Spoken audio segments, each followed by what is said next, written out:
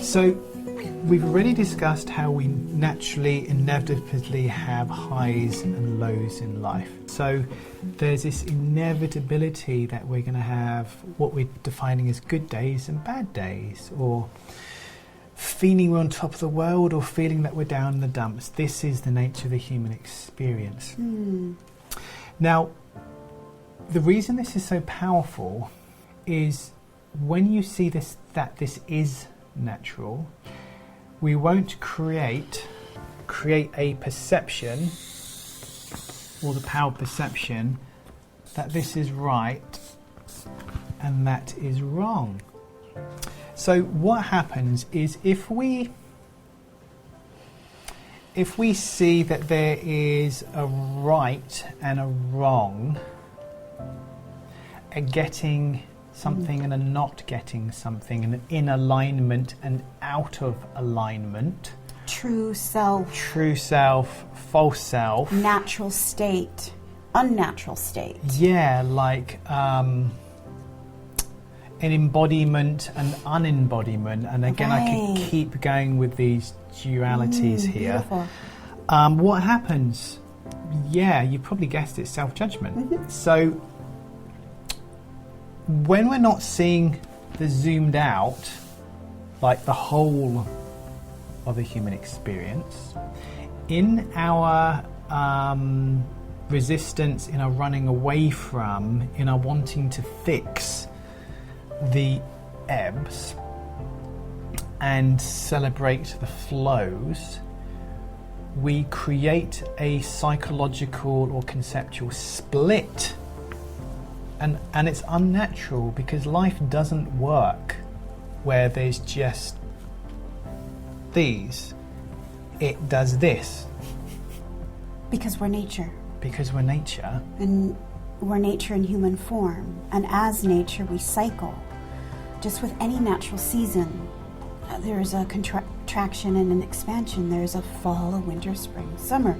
There's vigor, and then there's a pause, just as birthing a baby. Because thinking that this is our natural state is really natural and normal, but it's unnatural. It's not. It wouldn't be normal. There would be no contraction, expansion. The inchworm that contracts and expands to move across the tree of life, he needs to have that movement. It's a partner. They're partners. There's an ebb and a flow. If we take one away, the other will cease to exist altogether. There'd be no life. Yeah, because although we're talking about this personally, again, a recap from last month, the universe is moving itself into creation.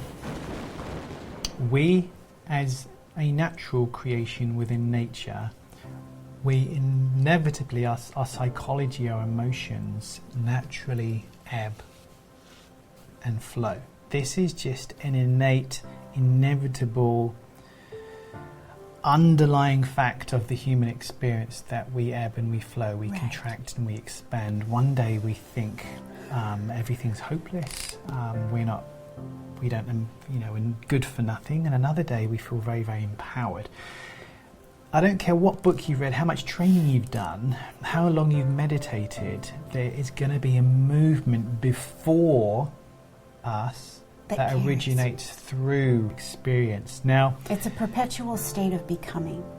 Can you say what you mean by that? It's going back to the oneness. There needs to be movement, polarization, and extensions outward that contracts and expands. And with each contraction and expansion, it perpetually creates more life and more life. So when we ride along the perpetual state of becoming, just like I was riding along the waves when I was snorkeling, we're on this beautiful, exquisite, perpetual state of becoming. It's a dance of life. There's always going to be a contraction, expansion. Again, if you take one away, the other will cease to exist altogether. And you have this beautiful quote, I'd love to put it up, but you speak to, it isn't our psychology, but it moves our psychology. It isn't something, but it moves. It's so freaking powerful. I just love it. But it's like the waves. It's the waves of the ocean, and we ride the waves of life, this perpetual movement of life, necessary for experience, necessary for life. And so in a sense, the purpose of why we keep talking about this is we want to re-naturalize you. Yeah. We want you to delete the line.